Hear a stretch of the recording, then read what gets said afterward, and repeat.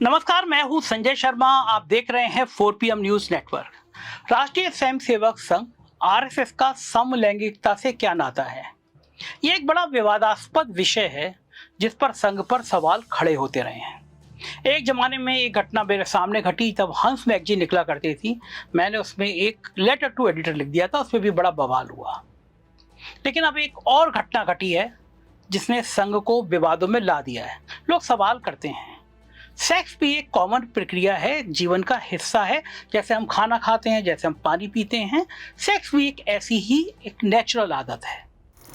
अब लोग सवाल करते हैं कि क्या वास्तव में प्रचारक जो अधिकांश विवाह नहीं करते हैं, क्या वो इतने आध्यात्मिक होते हैं कि वो इसके बिना जीवन काट लें, या फिर ये संगठन किस तरह से ढांचा तैयार किया गया है जिसमें इस तरह की भौतिक चीजें, सांसारिक चीजों की जरूरत नहीं पड़ती। लेकिन अब ये घटना घटी है जिसने पूरे देश को झंझोर कर दिया है। मैं इस घटना के बारे में विस्तार से आपसे बात करूंगा। किसी संगठन पे आरोप लगाने के मेरा कोई इच्छा नहीं है, कोई मन नहीं है, लेकिन जब संघ का नाम आया है तो मैं अपना मुंह बंद करके भी नहीं बैठ सकता। कभी कभी ये खबर सिर्फ एक घटना नहीं होती, वो समाज की परतों को खोल देती है। वो बताती है कि हम किस दौर में जी रहे हैं, जहां डर, चुप्पी और सच्चाई के बीच इंसान पिस जाता है। केरल में हुआ एक मामला आज पूरे देश में सवाल बन गया है। एक नौजवान आईटी इंजीनियर आनंद अजी की आत्महत्या ने न सिर्फ एक परिवार को तोड़ा, बल्कि समाज के सामने कई नैतिक, राजनीतिक और मानवीय प्रश्न खड़े कर दिए हैं। एक 26 साल का नौजवान जिसने अपने आखिरी संदेश में लिखा कि बचपन से उसे लगातार यौन शोषण झेलना पड़ा, और यह सब उस संस्था यानी आरएसएस के भीतर हुआ जिसे भारत की सबसे पुरानी और प्रभावशाली सामाजिक सांस्कृतिक संगठनों में गिना जाता है। राष्ट्रीय स्वयंसेवक संघ यानी आरएसएस इसका एक बड़ा माध्यम रहा है लोगों तक इस तरह की पहुंच बनाने का, उनको शाखाओं में लाने का। बच्चे और नौजवान बड़ी संख्या में शाखा में आते हैं। आनंद की इंस्टाग्राम पोस्ट जिसमें उसने अपने दर्द और आघात की पूरी कहानी लिखी, अब करोड़ों लोगों तक पहुंच चुकी है। उस पोस्ट में उसने लिखा कि मैंने बचपन से बहुत कुछ सहा, बार बार अलग अलग लोगों द्वारा एक ही संस्था के शिविरों में। उसके शब्द ठंडे नहीं थे, वो चीख रहे थे, वो चीख जो शायद बरसों से उसके भीतर दबाई गई थी। और जब उसकी आत्मा ने हार मान ली तो उसने अपनी आखिरी ताकत से सच्चाई को दुनिया के सामने लाकर रख दिया। केरल पुलिस ने इस मामले में जांच शुरू की है। मीडिया रिपोर्ट के मुताबिक आनंद अजी की बॉडी को कोट्टायम में एक लॉन्च में पाया गया। प्रारंभिक जांच में कोई बाहरी चोट का निशान नहीं मिला, पर कमरे से मिला उसका नोट और सोशल मीडिया पोस्ट ने इस मौत को आत्महत्या से कहीं ज्यादा गंभीर बना दिया। उसने अपने इस पोस्ट में बचपन के अनुभवों को विस्तार से लिखा था। उसने बताया था कि किस तरह उसे लगातार डर, गिल्ट और ट्रॉमा ने घेर लिया था। जब ये पोस्ट सामने आई तो केरल का राजनीतिक माहौल हिल गया।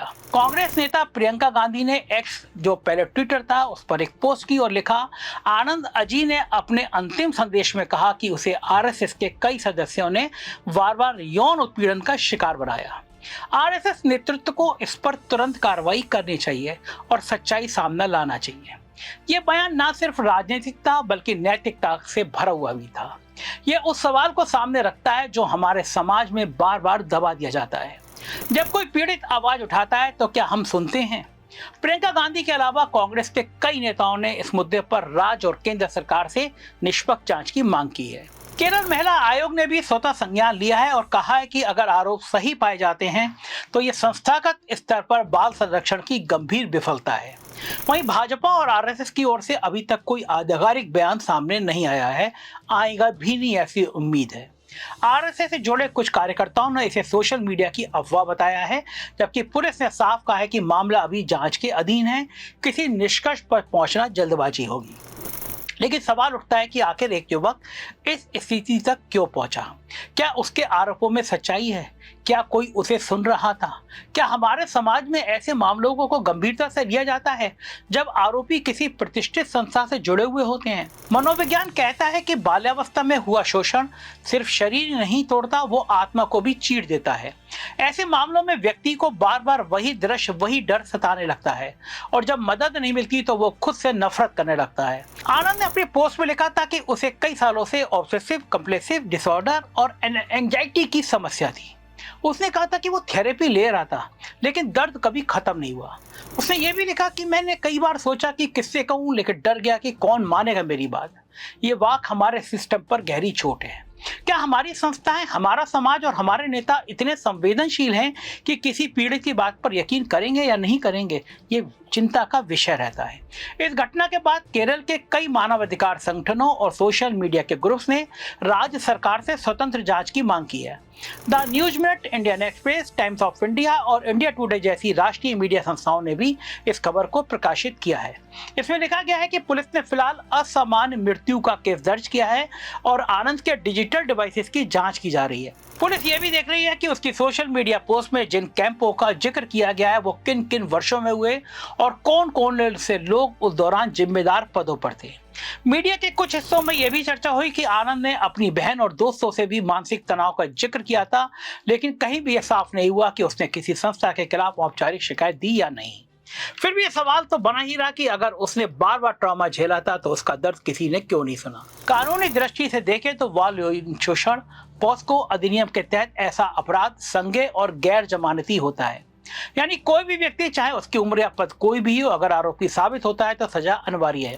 लेकिन जब आरोपी किसी बड़ी संस्था, आरएसएस जैसी संस्था या संगठन से जुड़े होते हैं, तब जांच और न्याय दोनों ही जटिल हो जाते हैं, लोग डर जाते हैं।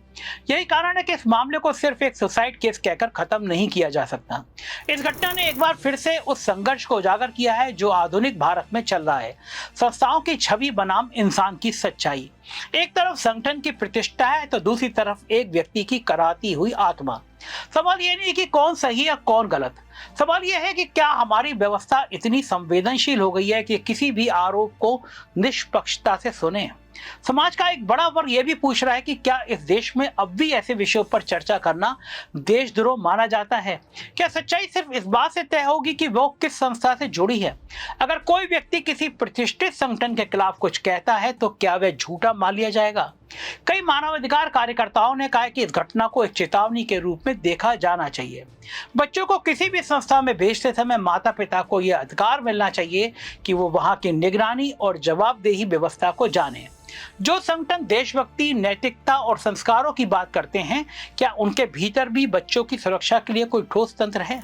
आनंद का मामला इसलिए बड़ा है क्योंकि उसने अपने साथ हुए अन्याय को सिर्फ निजी पीड़ा में नहीं कहा, बल्कि इसे सामाजिक जिम्मेदारी का विषय बनाया।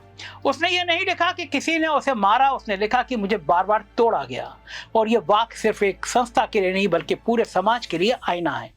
आनंद जी की मौत के बाद केरल पुलिस ने जांच की दिशा बदल दी। शुरू में सिर्फ एक असमान मृत्यु का मामला माना गया, लेकिन जब सोशल मीडिया पर लाइन लग गई, बाढ़ आ गई तो उसकी आखिरी पोस्ट वायरल हो गई, तो पुलिस ने आईटी विशेषज्ञों की एक टीम लगाई। उसके फोन, लैपटॉप और ऑनलाइन अकाउंट्स की डेटा जांच चल रही है। मीडिया रिपोर्ट्स के अनुसार कोट्टायम पुलिस ने भी पुष्टि की है कि उन्होंने आनंद के मानसिक स्वास्थ्य से जुड़े कुछ डॉक्यूमेंट और ईमेल्स पाए हैं, जिसमें उसने बार बार बचपन में हुए इस यौन शोषण के उत्पीड़न का जिक्र किया। पुलिस ने फिलहाल किसी व्यक्ति या संस्था का नाम एफआईआर में दर्ज नहीं किया है, लेकिन ये जांच अब कई स्तरों पर चल रही है। सोशल मीडिया, साक्ष्य, मेडिकल इतिहास और संस्थागत रिकॉर्ड की जांच के साथ ये भी कहा जा रहा है कि बाल अधिकार आयोग ने इस मामले में स्वतः संज्ञान लिया है और एक प्रारंभिक रिपोर्ट मांगी है। इसी बीच देश की राजनीति ने भी इस मामले को अपने अपने नजरिए से देखना शुरू कर दिया। कांग्रेस और लेफ्ट पार्टियों ने जहां इसे पारदर्शिता और जवाबदेही का सवाल बताया, वहीं भाजपा और संघ से जुड़े नेताओं ने कहा कि बिना जांच पूरी शुरू हुए किसी भी संस्था को दोषी ठहराना अनुचित है। लेकिन आम जनता के बीच जो गुस्सा और संवेदना दिखी, उसने इस घटना को सामान्य आत्महत्या की खबर से कहीं आगे पहुंचा दिया। प्रियंका गांधी का ट्वीट पूरे देश में ट्रेंड हुआ। उन्होंने कहा, यह मामला किसी एक व्यक्ति का नहीं है, यह हर उस युवक का मामला है जो बचपन में किसी संस्था, किसी समूह, किसी भरोसे के घेरे में जाता है और वहीं से टूटकर बाहर आता है। आरएसएस को जवाब देना होगा कि ऐसे आरोप क्यों सामने आ रहे हैं।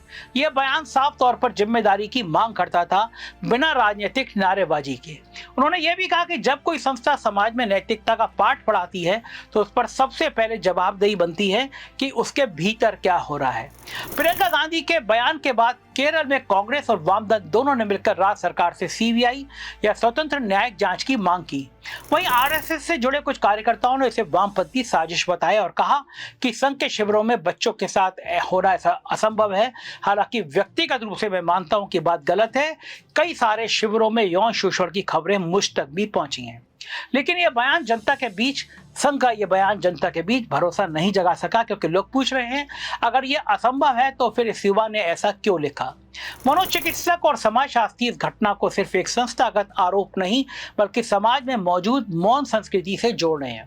भारत में पुरुषों पर यौन शोषण के मामलों को अक्सर नजरअंदाज कर दिया जाता है, पीड़ितों को मर्द बनो कहकर चुप करा दिया जाता है। नतीजा ये होता है कि ऐसे दर्द भीतर दबे रह जाते हैं और कभी कभी आत्महत्या जैसी त्रासदी में फूट पड़ते हैं। आनंद जी का मामला यही बताता है। उसने लिखा था कि मैंने कोशिश की कि मैं भूल जाऊं, लेकिन हर रात वो चेहरे सामने आ जाते। ये लाइन सिर्फ दर्द नहीं बल्कि उस असहायता की गवाही है जो किसी पीड़ित को तब महसूस होती है जब सिस्टम में सुनने वाला कोई नहीं होता।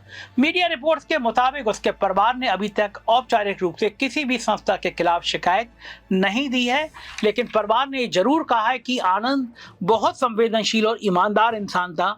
उसने कभी झूठ नहीं बोला। यही भावनाएं देश भर के युवाओं में दिखी। ट्विटर, इंस्टाग्राम और यूट्यूब पर लाखों लोगों ने जस्टिस फॉर आनंदू ट्रेंड कराया। कुछ ने लिखा उसने जो सहा वो हर बच्चे की उस बच्चे की कहानी है जो डर में जीता है। यह मामला सिर्फ न्याय या राजनीतिक का नहीं रह गया, ये उस तंत्र की परीक्षा बन गया है जिसमें समाज के सबसे बड़े संकट से भी जवाब मांगा जा सकता है या नहीं। जब आरएसएस से जुड़ी कोई घटना आती है तो राजनीतिक शोर तुरंत बढ़ जाता है। कुछ लोग इस आरोप को हमले के रूप में देखते हैं, जबकि कुछ इसे संस्था के भीतर झांकने का अवसर मानते हैं। लेकिन लोकतंत्र का मतलब यही है कि कोई भी संस्था चाहे जितनी पुरानी हो, कितनी बड़ी क्यों ना हो, वो जनता और कानूनों के प्रति जवाबदेह रहे। इस मामले में अब तक जो रिपोर्ट सामने आई है उसमें किसी एफआईआर में संघ के किसी व्यक्ति का नाम नहीं है, यानी जांच अपने शुरुआती चरण में है। फिर भी इस घटना के नैतिक स्तर पर सोच से जुड़े हर व्यक्ति सवाल पूछ रहा है कि क्या हम अपने बच्चों के लिए, अपने बच्चों के शिविरों के लिए, अपनी व्यवस्थाओं के लिए पर्याप्त सुरक्षा दे पा रहे हैं। द न्यूज मिनट की रिपोर्ट में बताया गया कि आनंद ने बचपन में कई साल तक आरएसएस के प्रशिक्षण शिविरों में भाग लिया था। उसने लिखा था कि उसे हर साल उन जगह पर बुलाया जाता था और धीरे धीरे वो डर और अपराध बोध में जीने लगा।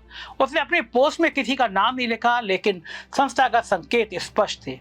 इस पोस्ट के सामने आने के बाद कई मनोवैज्ञानिकों ने कहा कि यह मामला हमें ट्रॉमा अवेयरनेस और सुरक्षा प्रोटोकॉल के बारे में सोचने पर मजबूर करता है। जो संस्थाएं युवा और किशोरों के साथ काम करती हैं उन्हें पेशेवर मनोवैज्ञानिक सहायता और सख्त मॉनिटरिंग सिस्टम अपनाने चाहिए। लेकिन क्या भारत में ऐसे तंत्र मौजूद हैं? क्या किसी संस्था पर बाल शोषण या दुर्व्यवहार के आरोप लगने पर स्वतः जांच शुरू होती है? ज्यादातर मामलों में नहीं। या तो मामला राजनीतिक बयानबाजी में गुम हो जाता है या पीड़ितों को ही कटघरे में खड़ा कर दिया जाता है। इसलिए मामला सिर्फ केरल का नहीं रहा, ये पूरे देश के विवेक की परीक्षा बन गया है। आरएसएस की ओर से जो एकमात्र प्रतिक्रिया सामने आई है वो एक स्थानीय प्रवक्ता का छोटा सा बयान था कि हम इस मामले से दुखी हैं, लेकिन संगठन की बदनामी के लिए राजनीतिक ताकतें सक्रिय हैं। सवाल यह है कि अगर संगठन निर्दोष है तो पारदर्शी जांच का स्वागत क्यों नहीं किया जा रहा? एक खुली और निष्पक्ष जांच ही किसी संस्था की साख को मजबूत कर सकती है। इस घटना ने मीडिया की भूमिका पर भी बहस छेड़ दी है। कुछ चैनलों ने इसे बड़ी मानवाधिकार खबर की तरह पेश किया, लेकिन बहुत कम चैनल थे। कुछ ने इसे लगभग नजरअंदाज कर दिया। गोदी मीडिया के चैनलों ने इस खबर पे कोई बात ही नहीं करी। कुछ ने सिर्फ प्रियंका गांधी के बयान को हाईलाइट किया, पर पीड़ित की कहानी को दबा दिया गया। सवाल ये उठता है कि क्या हमारा मीडिया अब इतने संवेदनशील मुद्दों को राजनीतिक रंग दिए बिना दिखा सकता है? क्या एक पीड़ित की मौत को सत्ता और विपक्ष के बीच की बहस से बाहर रखा जा सकता है? आनंद का केस ये भी दिखाता है कि सोशल मीडिया अब लोगों के लिए आखिरी आवाज बन चुका है। जहां न्याय या सिस्टम तक पहुंचना मुश्किल हो, वहां एक पोस्ट ही गवाही बन जाती है। लेकिन हम क्या इतने मजबूत समाज में हैं कि इस गवाही को सुन सकें? हर समाज की पहचान सिर्फ उसकी संस्थाओं से नहीं होती, बल्कि इस बात से होती है कि जब कोई व्यक्ति पीड़ा में आवाज उठाता है तो उसे कितनी संवेदना मिलती है। आनंद जी के मामले में देश के सामने यही कसौटी रख दी गई। क्या हम किसी की सच्चाई सुनने के लिए तैयार हैं, भले ही वो सच्चाई असहज क्यों ना हो? साल 2025 में भारत एक डिजिटल राष्ट्र बन चुका है, जहां हर घटना सोशल मीडिया पर रिकॉर्ड होती है। लेकिन तकनीक के इस युग में भी एक युवा को अपनी बात कहने के लिए मरना पड़ा। यह हमें बताता है कि तकनीकी प्रगति के बावजूद भावनात्मक सहानुभूति अभी भी दुर्लभ है। आनंद का नोट, उसकी पोस्ट और उसका अंत, ये सब मिलकर एक नैतिक दर्पण बनाते हैं जिसमें हम अपनी सामूहिक जिम्मेदारी दिखाई देती है। आनंद की आत्महत्या ने यह सवाल खड़ा किया है कि जब किसी भी संस्था पर गंभीर आरोप लगते हैं तो उसका पहला कदम क्या होना चाहिए, सफाई या जांच। यदि संगठन पारदर्शिता में विश्वास रखता है तो उसे जांच से डर क्यों लग रहा है, और अगर वो खुद को नैतिकता का प्रहरी मानता है तो उसे सबसे पहले पीड़ित के प्रति सहानुभूति क्यों नहीं दिखानी चाहिए। संविधान का अनुच्छेद 21 हर नागरिक को जीवन और गरिमा का अधिकार देता है। बाल संरक्षण कानून ये सुनिश्चित करता है कि बच्चे किसी भी संस्था में सुरक्षित महसूस करें।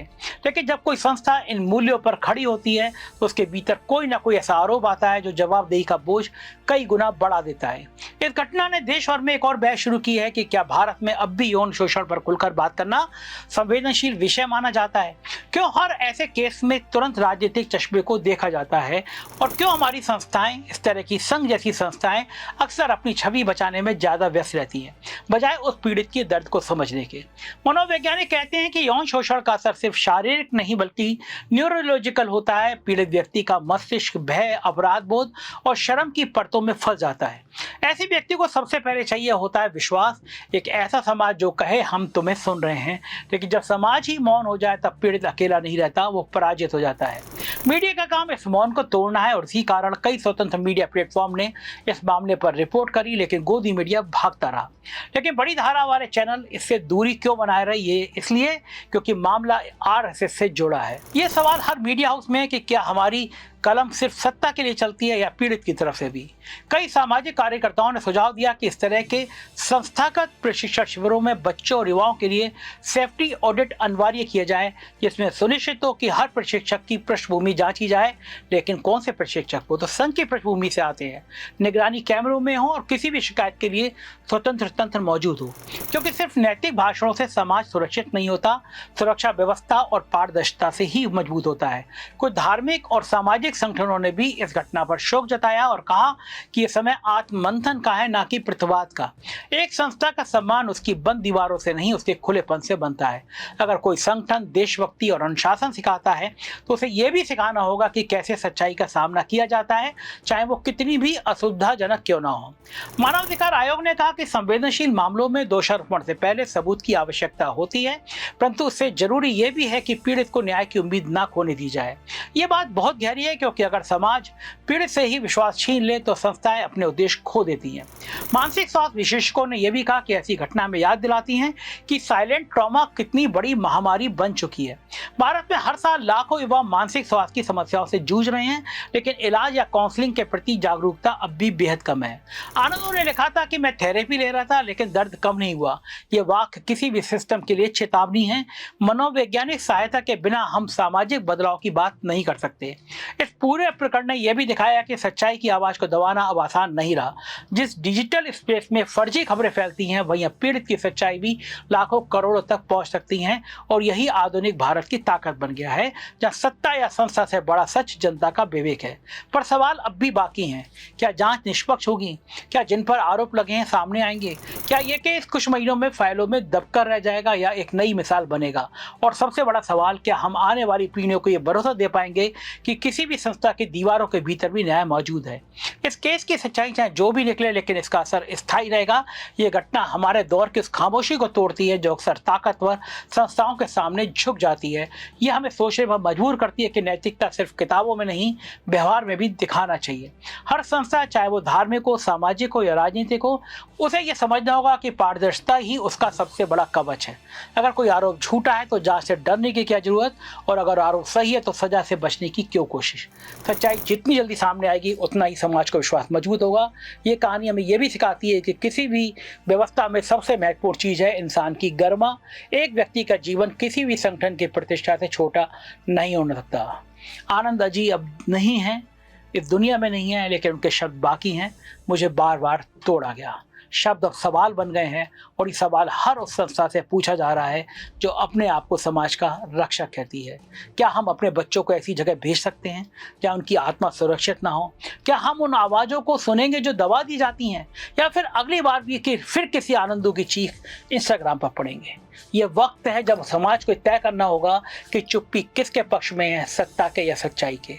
अगर लोकतंत्र को जिंदा रखना है तो सवाल पूछने होंगे, भले ही सवाल असुविधाजनक क्यों ना हो, और शायद यही संदेश आनंद हमें दे गया कि सच्चाई की आवाज को कोई संस्था, कोई डर, कोई सत्ता हमेशा के लिए दबा नहीं सकती। ये आवाज बार बार लौटती है, हर बार और ज्यादा ताकत से लौटेगी। यही लोकतंत्र की सबसे बड़ी ताकत है और यही पत्रकारिता का उद्देश्य है, सवाल पूछना, सच्चाई से डरना नहीं। हमने सवाल पूछा, हम चाहते हैं आप इसका जवाब दें कि क्या मैं सही हूं या गलत। इस वीडियो को अपने तमाम दोस्तों को भेजिए क्योंकि आवाज दूर तक जानी चाहिए। चैनल को सब्सक्राइब और ज्वाइन कीजिएगा। आनंद दो तुम्हें सच्चे दिल से श्रद्धांजलि। शुक्रिया, थैंक यू।